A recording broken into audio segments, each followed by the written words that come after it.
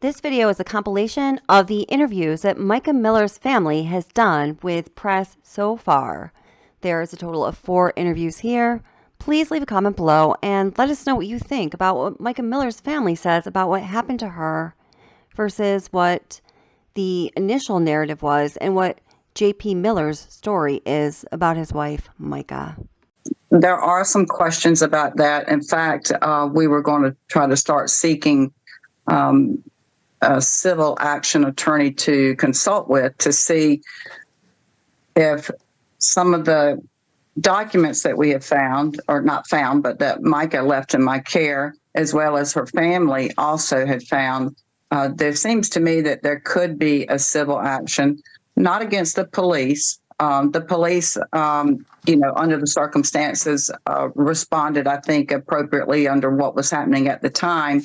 But there are other things that happened that are related to this church. She was employed there. There's a question about whether she was appropriately paid for her time. She was the church itself was used by John Paul. I have letters that he wrote on church stationery to her, basically disparaging her. He went after everything that meant anything to this young woman. And I want to go back to the question about, what else this could have been if he didn't actually pull the trigger. This man, in my opinion, based on the documents, my conversations with Micah whenever she was alive, tell me that she was brainwashed by this man. He abused her in every possible way that there is. Financially, he abused her by taking away things, phones, access to money, took away her car, those types of things to try to gain control of her. Every time she tried to leave him, he would harass and stalk her to the point that she just felt like she had to give up and go back. And he abused her not only emotionally, financially, he abused her religiously in terms of her religion and her relationship with God. He demeaned her in every aspect that he could.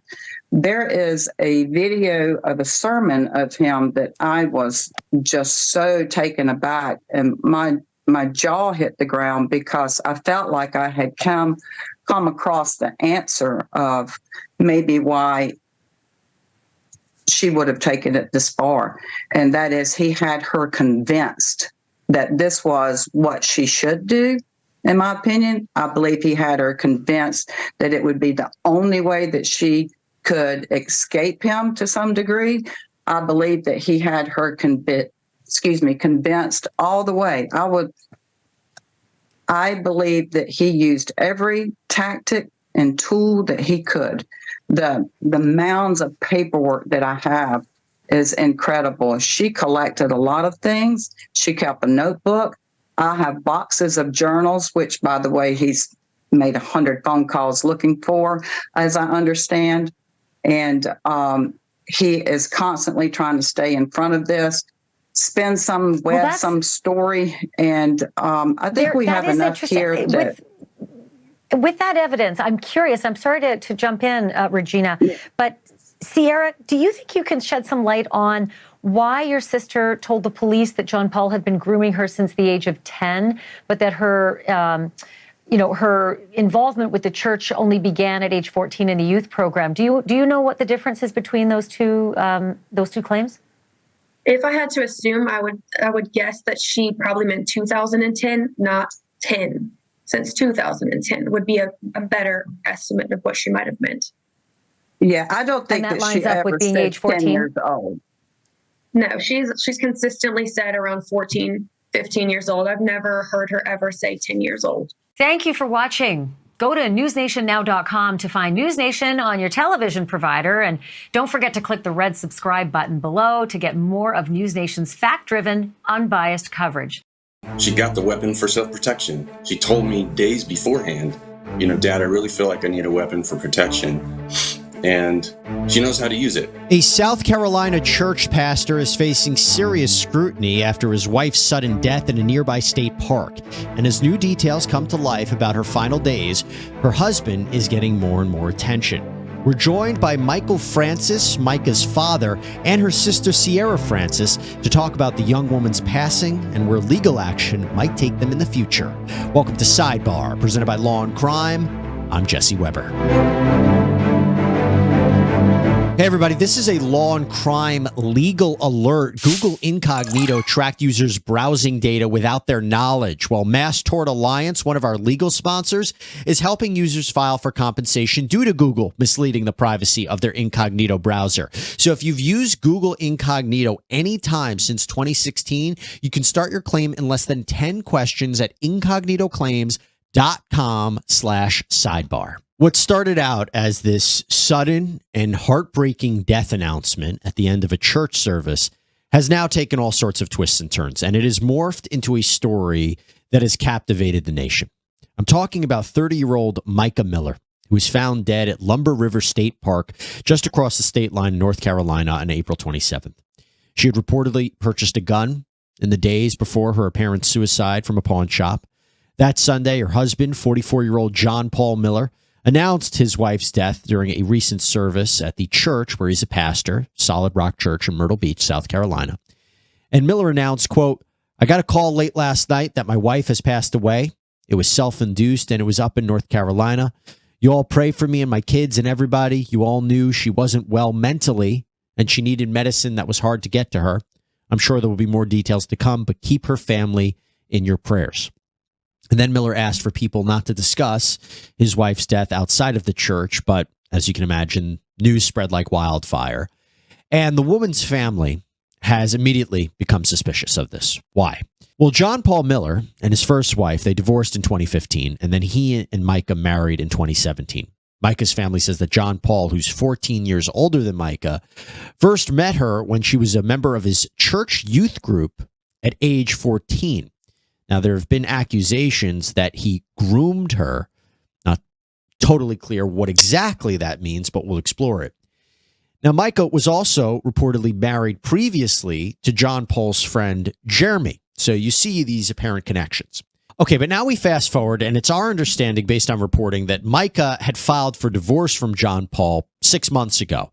It's also our understanding the divorce petition was withdrawn, but then a few days after that, John Paul filed for separate support and maintenance, financial support, because the couple were still legally married.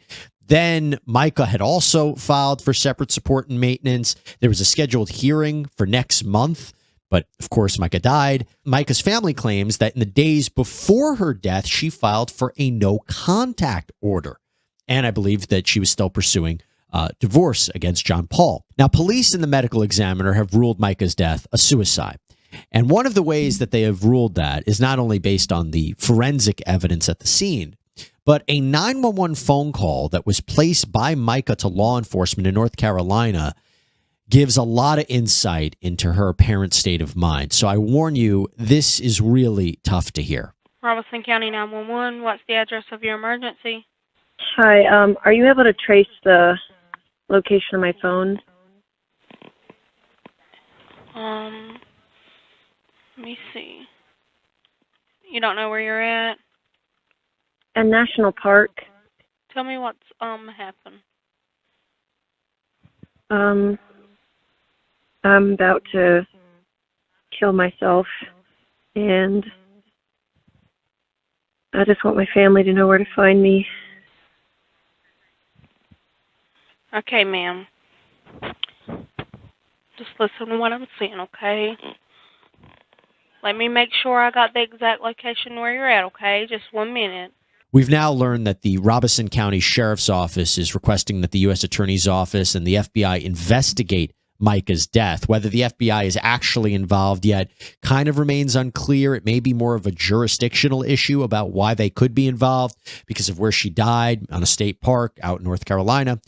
But as I mentioned, Micah's family appears to be suspicious of all of this. And one of the things to note is that John Paul does have a criminal record. Research indicates that in 1998, Miller entered a no contest plea in Horry County, South Carolina, to a charge of assault and battery of a high and aggravated nature, meaning that Miller did great bodily injury to someone or likely was going to injure someone.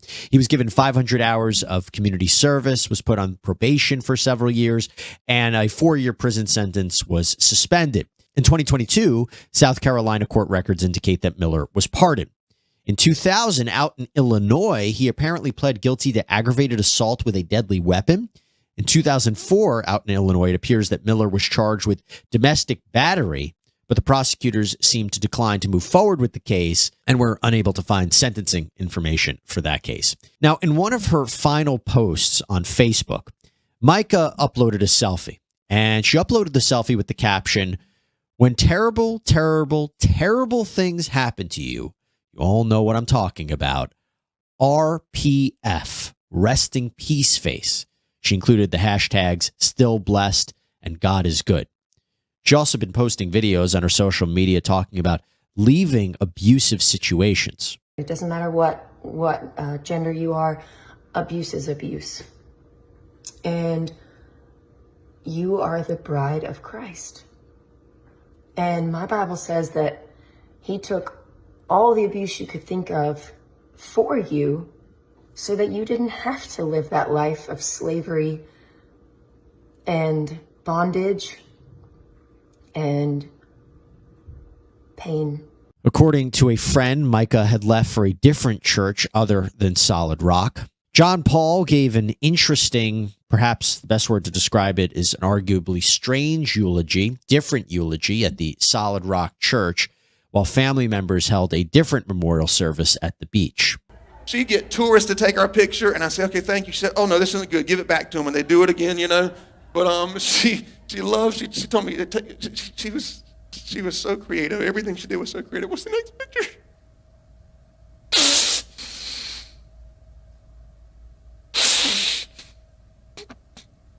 What's the next picture? She'd stop. We'd be on the way to like a show or something. She'd say, "Stop, I got to get a picture." I said, "We're going to be late." She said, "I don't care." What's the next picture? Next picture. John Paul also said that he wanted so badly for her to be alive that he repeatedly tried to see her body and even tried to raise her from the dead. There were reports that Reverend Charles Randall fired Miller as Solid Rock's pastor, but Randall disputed that during a recent sermon, saying, quote, "I have released him from ministerial functions for a minute to get some healing and some counseling and some guidance. You can't go through these things like this and just step right back on the same day." Family and friends have started using the hashtag Justice for Micah. Now, it's our understanding Micah's sister Sierra, who we're going to be speaking with in a minute, has filed a legal claim against both Miller and the church in connection with Micah's death. Court documents filed in Horry County Family Court accuse Solid Rock Church of colluding and conspiring with John Paul to defraud and deprive Micah. The Daily Mail also reported that Micah contacted the Myrtle Beach Police Department on April 8th, just weeks before her death, to report that she had seen a lewd photo of herself in a Facebook group and believed her estranged husband, John Paul Miller, had posted it. Well, after her death, Miller admitted that he did post the photo. In a letter obtained by News Nation, seemingly addressed to Micah, it reads, quote, "I'm sorry for putting a picture of you on the internet. It was for less than 1 hour and immediately taken down. I was hurt that you were telling everyone horrible, intimate details of my past sin, and I just wanted to try and hurt you. Please forgive me. It was evil of me to do that." Micah had also reported back in March that she found a tracking device on her car at least twice and said that John Paul had her involuntarily committed to a hospital and stole her car while she was gone. Now, in a statement, John Paul Miller's lawyer, Russell Long, said, quote, "It has come to light that Micah Miller struggled with mental illness, specifically bipolar disorder, which when not properly managed led to paranoid episodes and self-destructive behavior. Some reports made by her in the recent past are nonsensical." He also added that a ruling of suicide by law enforcement completely exonerates Pastor Miller of any wrongdoing. Well, I am joined right now by Micah's father, Michael Francis. Thank you so much for coming on. And before we even get started, I just have to say I am so sorry for your loss, your family's loss. And as I mentioned to you before we started recording, I know this can't be easy talking about this and having this amplified and everybody speaking about it. So I know this must be a very difficult time.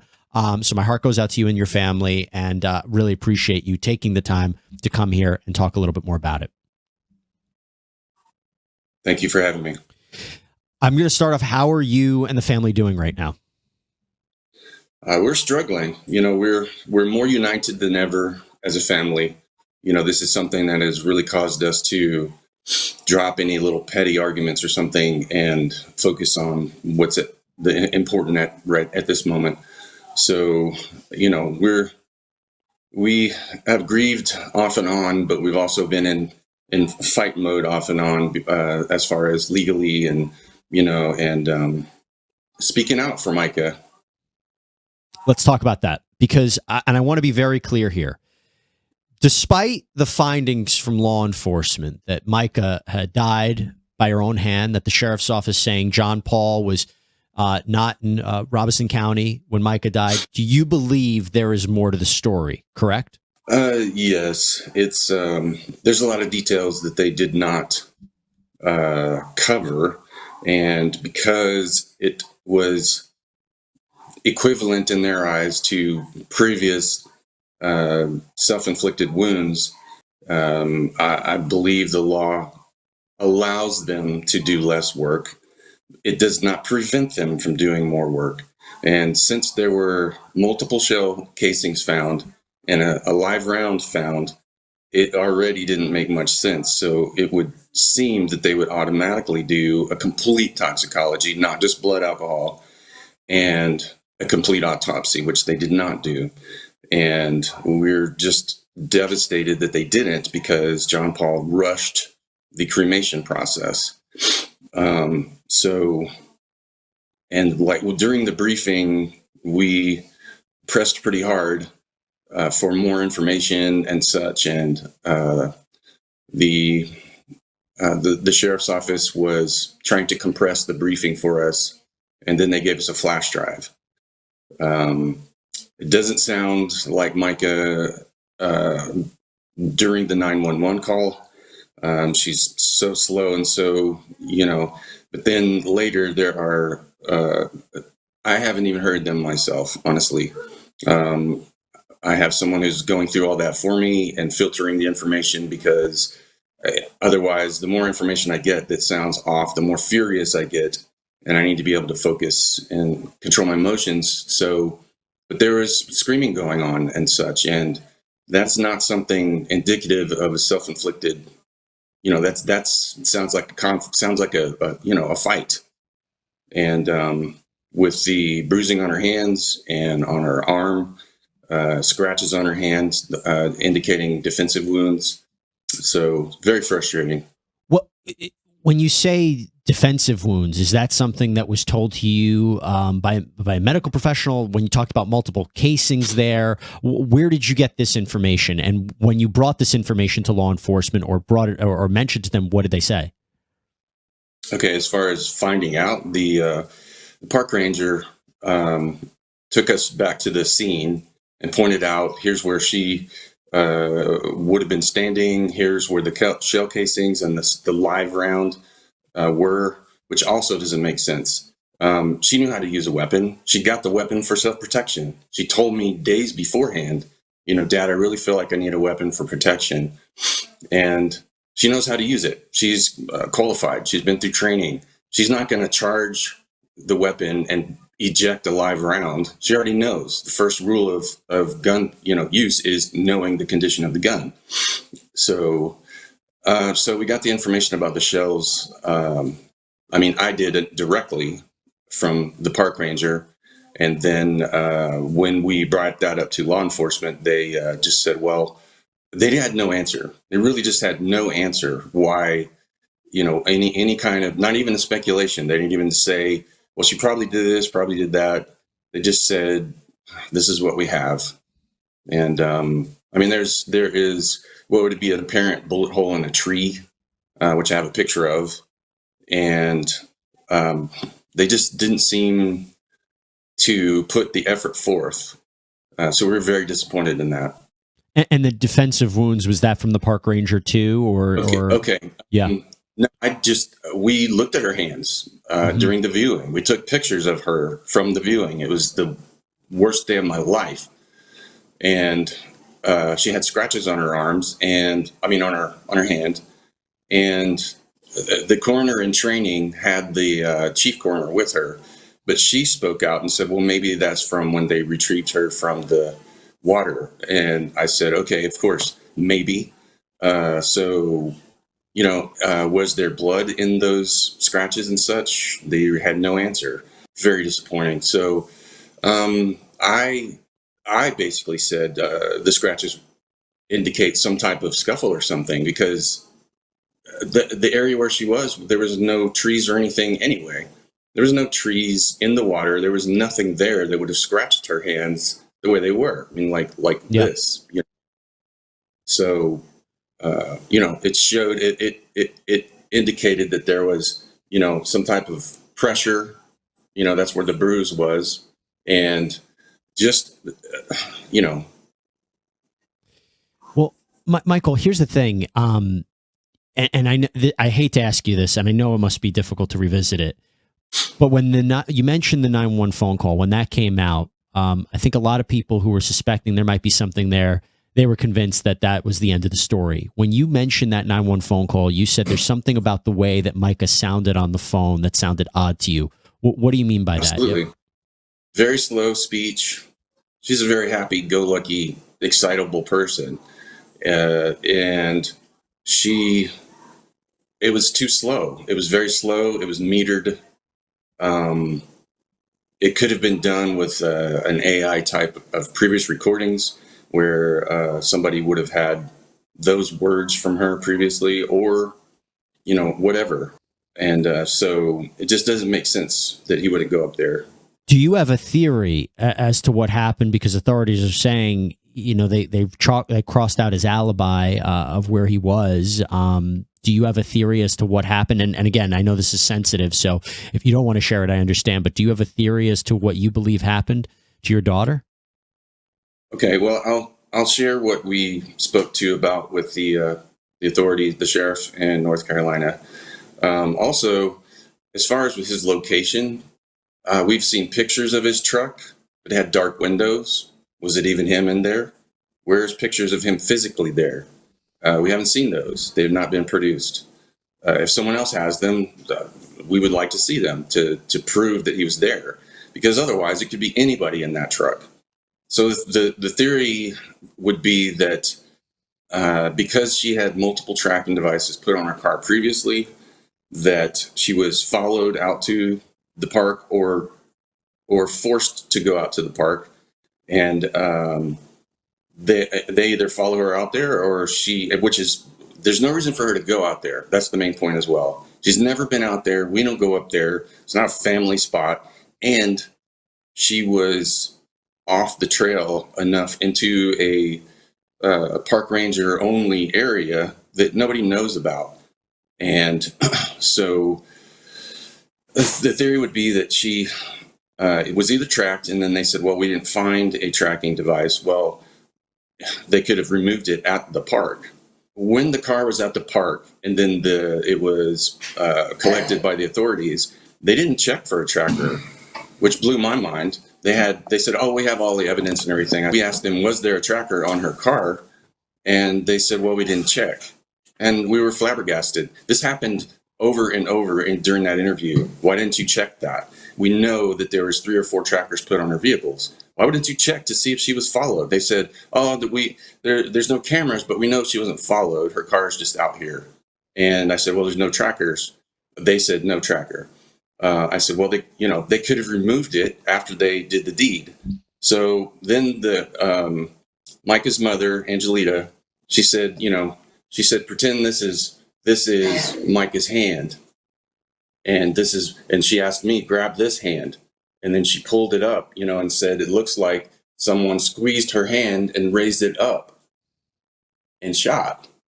And there are defensive wounds from it and such. And that's the general idea of our theory, that somebody crushed her hand to hold the gun up to her head while she's fighting. Either them or someone else held her other hand or her other arm back because there's bruising on it from squeezing. And they forced it to look like that was self-inflicted. And a couple of rounds went off during the scuffle. One ejected was live. And then it finally happened the way they would want it to happen. And then dumped her in the water, probably 40 meters away from where the shell casings in the gun was found. The water doesn't flow there. It's a slough. It's still. It just sinks. And it actually flows when it sinks, when it recesses, it goes the other direction from where she was found. So her body, even if it was put in the water right there, would not have flowed the direction where she was found. It would flow the other way. So it would be possible that the incident occurred right there and the shell casings, and then the gun was dumped in the water right there. And then she was carried farther 40 meters back into a little bit more secluded area where she was found. So Sierra Francis now joins the conversation. This is Micah's sister. Sierra, thank you so much for coming on. As I told your father, I just want to say again, I'm so sorry for your loss. I'm so sorry for what you and your family are going through. Our hearts go out to you guys. And again, really appreciate you taking the time and being so generous with your time to come on and talk a little bit more about this. So I've already spoken to your father a lot about what you guys believe might have happened here. I want to talk to you about this legal claim that you have filed against Mr. Miller and the church. Walk us through what that claim is and what you're hoping to get from that. As far as the legal side of things, I don't have perfect details of everything. I'm just trying to pick up where Micah left off and make sure that justice is served and that we are able to remain over her estate and make sure that it is used or allotted in the way that she would have wanted it to. Do you know anything about the FBI being a part of this investigation now? Were you told anything about that, what they might be looking into? So we are aware that Robeson County did come out and say that the FBI is involved, but as far as what they're investigating and the extent of their involvement, the family's not sure. Okay. I wanted to ask you this, both of you this. So look, the main argument, and it's being put forward by Mr. Miller, and what we've seen is Mica, they say, had suffered from mental illness. Do you know anything about that? Anything you could tell us about that? Because one of the things that Mr. Miller has said is he had this power of attorney set up for that reason. What can you tell us about what Mica might have been going through?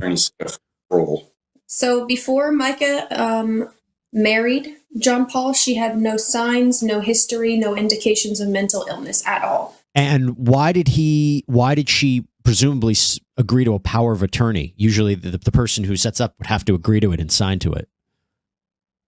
He had every way to control her, and he was very good at manipulating the situation.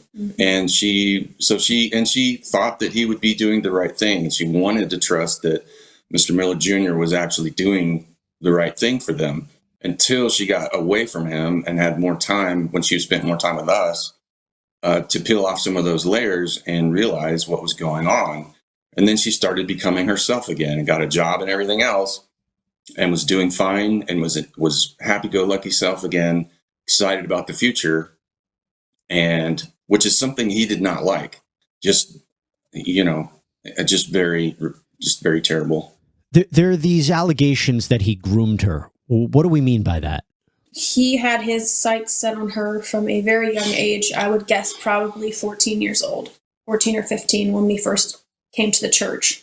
And he made sure that he kept her exactly where he wanted her to the point of who she married, what job she picked up after she was, 18. He got her married, and then he made her his secretary and his babysitter and his let's go to lunch person. And, oh, you're so beautiful. And then when she was married, same thing, best friends with her husband, her previous husband, and manipulated the situation where he could have him doing something because he was his right-hand man and then spend time with Micah alone, which is very inappropriate.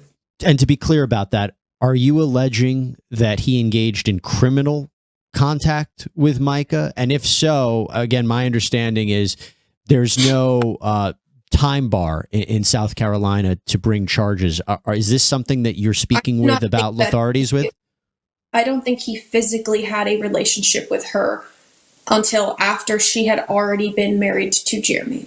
I wanted to ask you about something else, and this goes back to that idea of why he says, and correct me if I'm wrong, why he says he had to set up the power of attorney. He was concerned about whether Micah would be taking money, because there was this allegation that Micah was a suspect in the theft of $1,200 in donations for the Solid Rock, this missionary efforts. I understand you want to clear the record up on that.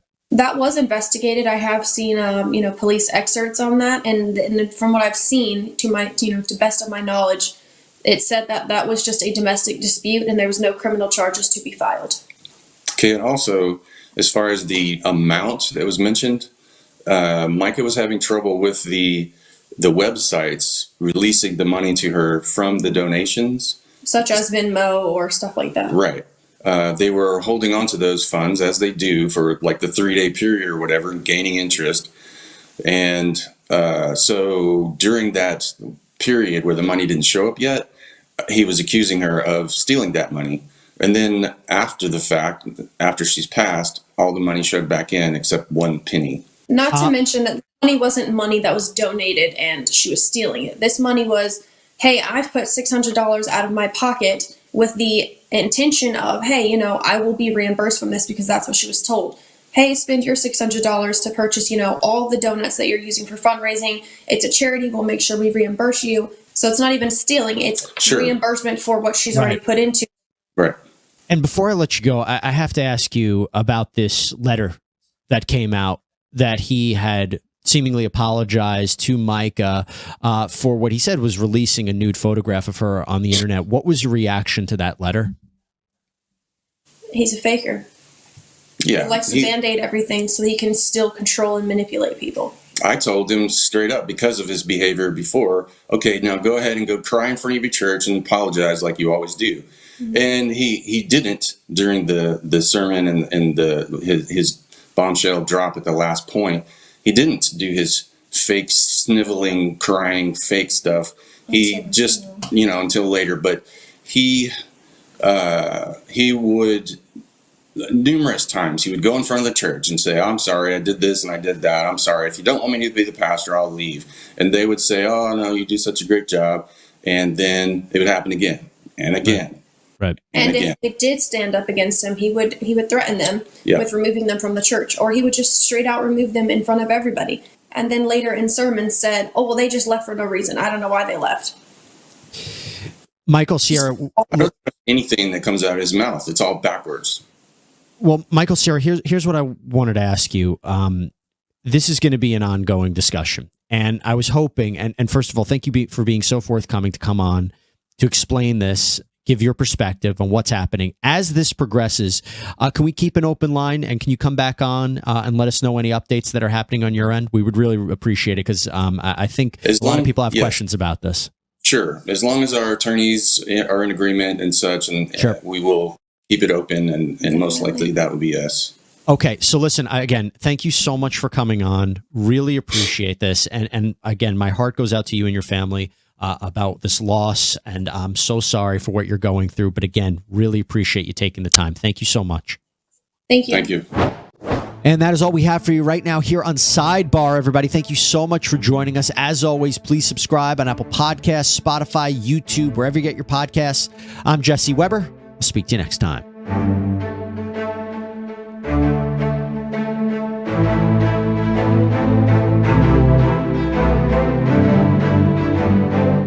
I am joined now exclusively by Micah's father, Michael Francis, and her big sister, Destiny Barrientos. Thank you to both of you. And may I just say I am so sorry to be meeting you under these circumstances. And my heart goes out to your family in dealing with what you are coping with. I cannot imagine being in your shoes.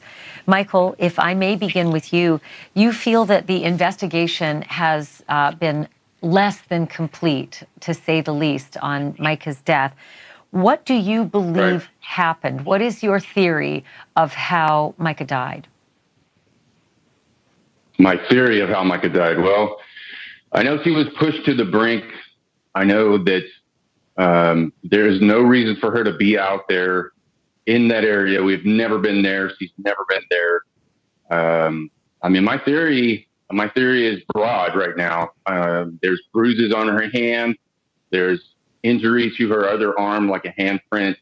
And these things were not documented, and they do not show up for no reason. And we were not satisfied with the answers that we were given in the entirety. It didn't seem like enough was done. And we just want more answers. We want more checking into this. And Destiny, the investigators still have not released Micah's personal possessions, like her cell phone in particular, which is a pretty critical piece of evidence. Tell me why it is so important for the family to get those things back. Micah had been gathering information to help with her divorce for quite a while, previous to her commitment to the hospital that was unwilling. She had all of her stuff on her phone at that time and her laptop. When she was committed against her will, John Paul had went to the hospital to pick up her items, deleted all of her information off of those items, and held them till they were past the date that we could recover anything. So it's very vital for us to get this cell phone that she currently had, because we do believe that there could be quite a bit of evidence on there. Michael, one of the things that I think has stuck with a lot of people is that Micah met John Paul when she was in the youth ministry in the church, when she was just 14, right. And he was a leader in the church. That did not escape a lot of people. Ultimately, they ended up married. But is there something that you and the family know or feel or believe about Micah's claim that she was being groomed from the time she was a child? Absolutely. Yes, her demeanor changed over time, and she became more and more compressed, less and less of herself. And as soon as they got married, her behavior went downhill fast as far as being her lively, jovial self. And she seemed to be more sad, more under control, and didn't seem to be her free self, didn't seem to be able to accomplish things she wanted to without him causing them to end. She would do something amazing, and he would shut it down and would not repeat functions. I just believe he really compressed her. I really believe that he just sucked the life right out of her and caused her to go downhill from the moment after they got married, the moment after he forced her to have a certain surgery. And she had a violent reaction from the anesthesia, and he took advantage of that. What kind of surgery are you saying he forced her to have? I would rather not say. Okay, I understand. But I do want to pull on that thread a little. Do you believe that John Paul Miller had inappropriate sexual contact with Micah before she was legally allowed to be in that kind of a relationship? Do you think there could be charges in terms of the age difference between them? Right. I'm unaware of anything that occurred when she was still a young teen, 14 or so. Destiny, do you have anything? I'm not sure. As far as him reaching out to her and continuously texting her while she was a teen, he convinced her to get away from our family during her teens, told her that he would find different households for her to live in within the church to get her away from our family, as well as he helped her get a car and told her to find adults and tell them stories that they could trust, to get her away from our family. And that's how he initially isolated her during her teens. Do you think, Destiny, that he was having a sexual relationship with her when she was underage? That I can't lay any claim to. I'm not exactly sure to the extent of the relationship at that time, other than the getting her away from the family, getting her to talk to other people and putting her in homes of other family members. But that is when I believe that the initial grooming did start. And Destiny, just describe some of the changes that you saw in your sister after she married John Paul. Micah was so full of life.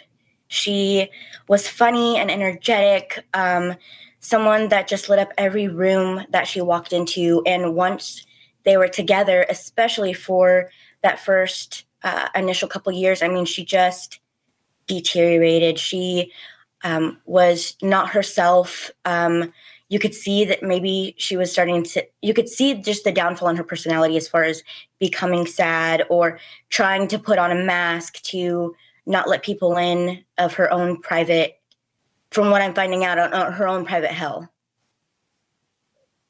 Michael, is there a chance that you and your family will launch any kind of civil litigation against John Paul Miller, whether it's wrongful death or whether it's an encouragement for the police to launch criminal charges for anything they may discover in the evidence that we've been able to unearth, the stalking and the harassment, the physical evidence and the admissions and the emails, even to our producer, that he had done those things? Absolutely. We're going to push for every law that can help and push for laws that don't even exist yet. We need a lot of support. We need people that can help write new laws if necessary, and staff this situation to springboard forward and protect Micah and also protect anybody else in the future. And we'll definitely pursue that. Wrongful, everything. He has caused terrible pain and tragedy throughout this. Michael, what was the last conversation you had with your daughter, Micah? It was about, it was the day before, gosh. It was basically about how things were going. I was talking with her about music, and we wanted to do some recording, and she just absolutely had no signs of anything drastic in her life that would be that bad. She did mention that she was feeling some depression, and she was didn't understand. She didn't understand why this pressure was coming back, because she was feeling better and better the longer she was away from John Paul. And I believe it's due to the stalking and the slashing her tires and causing her just pressure, as she felt like she had to look over her shoulder all the time. So she felt like she needed a weapon to protect herself.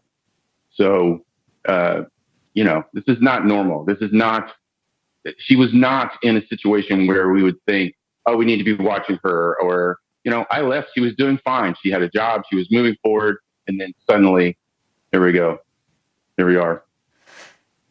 Michael Francis and Destiny Barrientos, thank you so much for being on the program and sharing this information. And please keep us apprised of anything that happens in the coming days and weeks. I really appreciate you doing this. Thank you. Thank you. Thank you for watching. Go to newsnationnow.com to find News Nation on your television provider. And don't forget to click the red subscribe button below to get more of News Nation's fact-driven, unbiased coverage. Micah's family is releasing new videos that they say shows the light and the love of the young woman that brought to so many others. You are awesome in this place, mighty God. You are awesome. How they want the young woman to be remembered. Joining us now is Micah Miller's father, Michael Francis. Thank you, Michael, so much for joining us. And I just want to say I'm so sorry to be meeting you under these circumstances. I just want to get your reaction to these comments from Reginald Miller.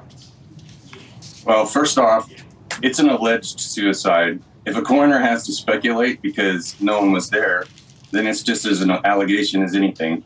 It's alleged. No one was there unless there was other witnesses that were part of it. So as far as what he said, it's just parroting. He's just saying and building a narrative just like his son does, like father, like son. They build a narrative they want people to believe. Micah, I was with them in the house with Mr. Miller Sr. numerous times and having no problems at all. And he just was there and things were fine. So to say that she had all these problems and that it was our fault is just absolutely ridiculous. We're the ones that would tell her, if you need anything, always give us a call. Yeah. Be sure and take medication, do what the doctors tell you. And she would. Did she? And John Paul is the one who would keep the medication from her, yet text someone else and say she won't take her meds. Did she have, millions of Americans struggle with anxiety or depression. Sure. I do. Yeah, me too. I have anxiety. I'm military PTSD. I do. Yeah. You do. But anyway, what's your thoughts? I'm just asking about Micah, what she struggled with herself. She struggled with the relationship. Ultimately, she was promise the world, and he would lavish her with things and items because his behavior did not match what would be a true love. He is the kind of person that tries to buy love, and he expects loyalty.